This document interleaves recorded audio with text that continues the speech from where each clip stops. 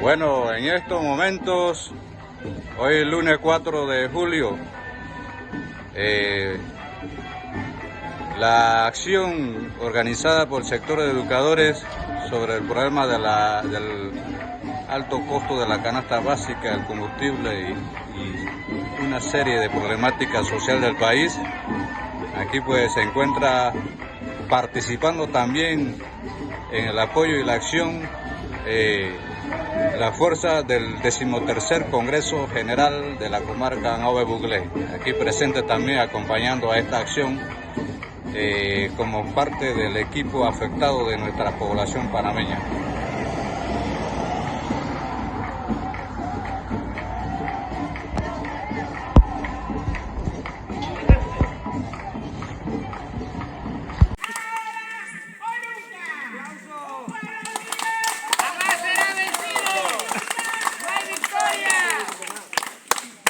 Señor presidente Laurentino Cortizo, me dirijo a usted como presidente de la Federación de Asociación de Padres de Familia Nove-Buglé para solicitarle que congele el precio del combustible y disminuya el alto costo de la vida, o nuestros hijos se verán afectados por las protestas de los docentes y padres de familia, toda la comunidad educativa a nivel nacional.